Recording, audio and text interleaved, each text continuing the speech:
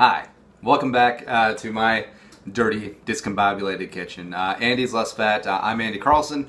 Today we're going to be cooking up some ketogenic pizza. And here's my thing: like when I gave up sugars, grains, went ketogenic, went carnivore for a while. That thing too. What was really tough was giving up pizza because with our family, with the wife and the kids, every single Friday is pizza night. It's something to look forward to. It's something great.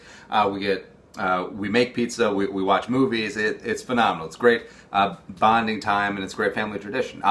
My parents had that when I was a kid, so it's something cool to be passed down. But giving up the grains, giving up the sugars, it was tough because I make a damn fine pizza crust, and I still do. I still do. Where did I put it?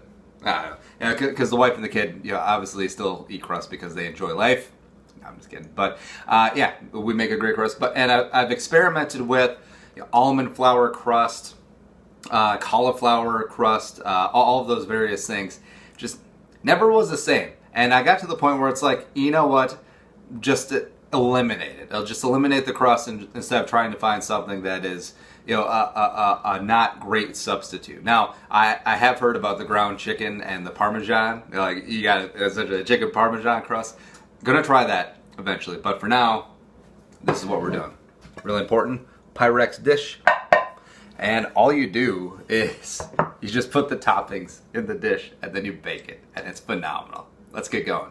So here is our starting lineup for our delicious ketogenic pizza. Now, I'm a big meat guy, and also I love onions, so here's what we're gonna do. And this is the tomato sauce that we had from the earlier chicken parm video, and it's just a very simple tomato paste mixed with water, some garlic powder, and a little bit of salt and pepper. And the reason we do this is because a lot of the jarred sauces have a lot of extra hidden sugar and carbs in there, and tomatoes are carby by nature.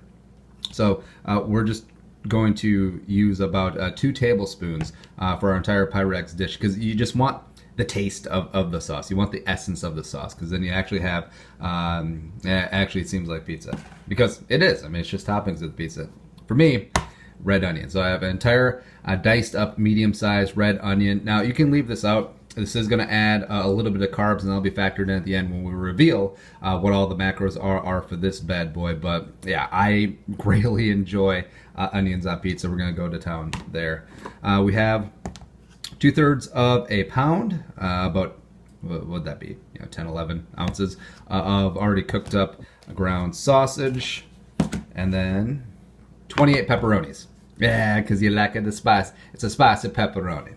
And then we have 8 ounces of shredded cheese. Now, there's a gram of carb in a serving of shredded cheese when you get commercial like this, which I usually do, because a lot of them use like potato starch to prevent clumping or caking. So if you really want to go hardcore, you could shred your own cheese, which, I mean, it's fine, but not really in my wheelhouse. So here we go. Got our Pyrex dish. Got a little bit of olive oil spray, and you could actually get by with not even spraying this dish, since the sauce will be enough to just let it slide all over, and it's not going to stick too badly. So for the sauce, get our bad boy out here, and like I said, we're only going to do about 2 tablespoons. And you see that even like the 2 tablespoons that's already been watered down, it goes a long way, and you just want a nice thin coat along here. Also help spread out some of the olive oil spray.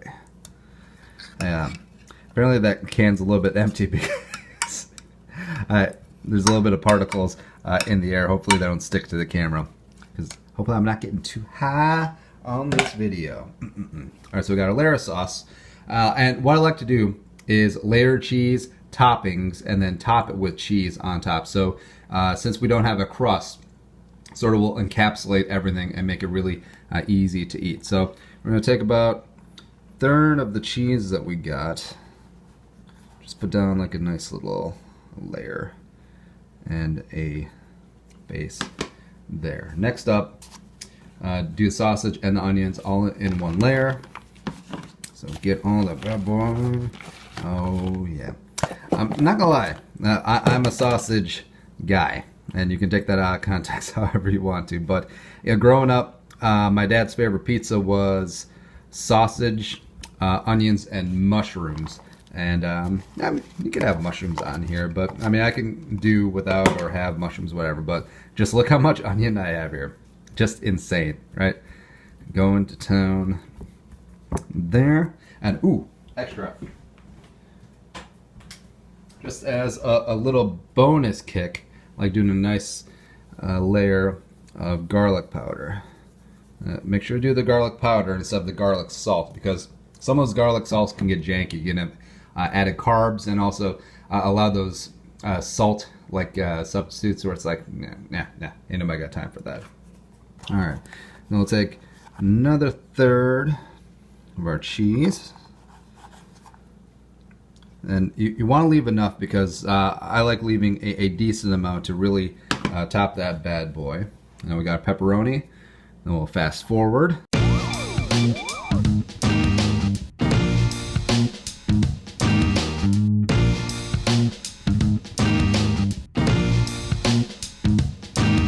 Perfect. Abundanza. And then the rest of our cheese, baby, just entomb everything all together. Now, I know that some people like, well, their pizza topping, so they should go on top. But even when like making pizza on a crust, I still like putting that layer of cheese on the bottom so that everything is copacetic and doesn't just like slide off. Because it's nothing more annoying than when you have a piece of pizza and it just slides off the crust right away. So ain't nobody got time for that. So we got the 450-degree oven. This is not going to take long. Let's toss it in.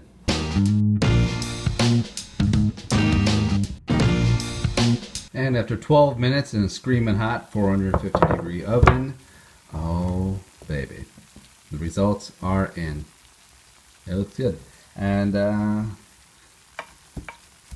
know it's hot, but for the purposes of the video, let's get this bad boy out of here. There we go. So, I mean, you got all the pizza smells. You're going to have all the pizza taste. You know why? Because it's actually pizza. Yeah. This isn't the weird almond flour crust or the cauliflower crust.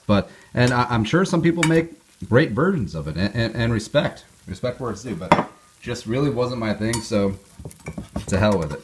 We just did away with it. All right. Now we're bunching up a little bit, but it's all good. All right. So, if you actually did let it cool, then it wouldn't come out like a hot dish, but whatever. All right, so there is our ketogenic pizza, and if you actually do let this cool, the cheese will solidify so you can cut it into nice squares, but for purposes of the video, we just went YOLO on the bit. And can you blame us? I mean, look how good that looks. Oh look, magic of editing. Got different pieces. Now, once this thing cools, you'll be able to fold it up almost like a taco. I like folding from the top down so that way you don't get saucy fingers and whatnot, and just go to town on that thing. And it's going to check in a quarter of that giant pan. It's going to check in with 624 calories, 41 grams of protein, 50 grams of fat, which is big on the ketogenic diet, and 9 grams of carbs. You can dial it down to 6 if you leave out the red onion. And you'll be able to play with as many ingredients as you like. Sometimes I like olives in there. That's another good source of fat. And it's just, it's a great way to go. I mean, just sans crust, and then you'll never go back. And you won't feel like you're missing anything because, I mean, it's pizza. I mean, it is straight up delicious pizza. Let's get a bite here. Oh, we're so good. Bam. Follow us on Twitter, Instagram, Snapchat, all at Andy Carlson Show. I mean, check out this other video. Subscribe to the channel. Do that up.